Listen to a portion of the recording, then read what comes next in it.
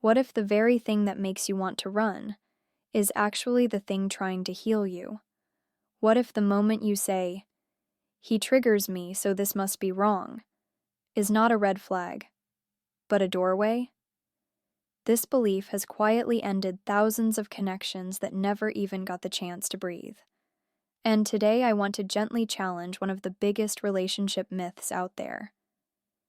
If he triggers me, then he's not the one.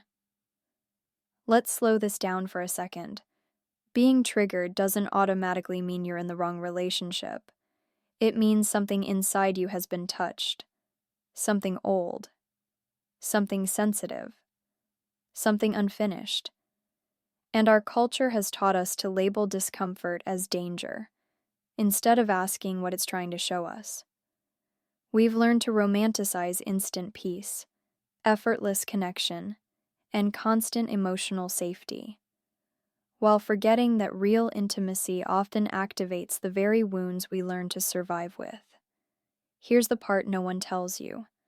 Healthy love can be triggering, not because it's toxic, but because it's close, because it sees you, because it doesn't let you hide behind your usual patterns.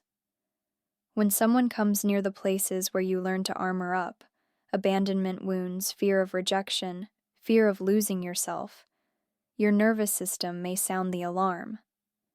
And the mind quickly translates that alarm into a story. This doesn't feel good, so it must be wrong. But not all triggers are warnings. Some are invitations. There is a huge difference between a trigger that says, "This relationship is unsafe," and a trigger that says, "This relationship is touching something unhealed."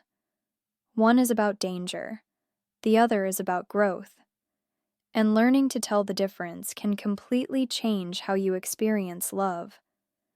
Toxic relationships make you smaller. They silence you. They confuse you. They repeatedly cross your boundaries and leave you feeling anxious, depleted, or afraid to be yourself. But growth-triggering relationships often do the opposite. They bring things to the surface.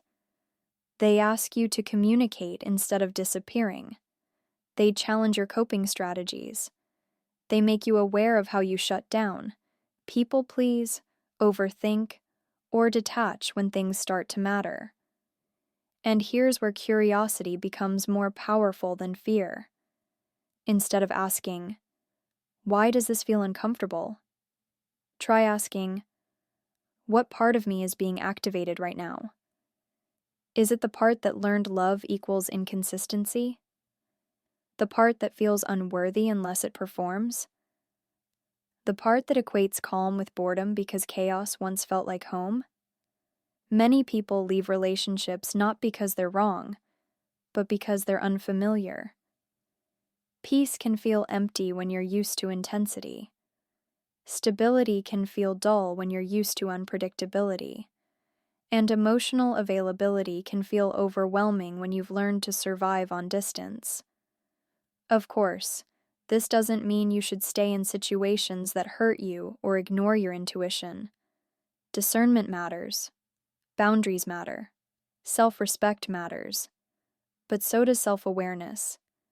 And sometimes, what we call intuition is actually fear wearing a spiritual mask.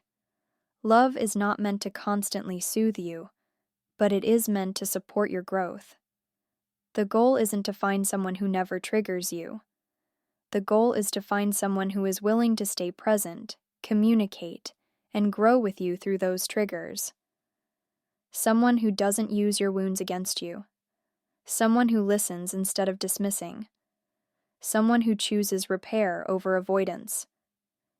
So the next time you feel activated, pause before you walk away. Get curious before you cut the cord. Ask yourself, is this pain pointing to harm or to healing? Because sometimes the connection that challenges you is not the wrong one. It's the one asking you to meet yourself more honestly than ever before. If this resonates, if it made you reflect even a little, Subscribe to Decode Love for deeper conversations about relationships, emotional patterns, and real intimacy. We're not here for perfect love. We're here for conscious love. And this is only the beginning.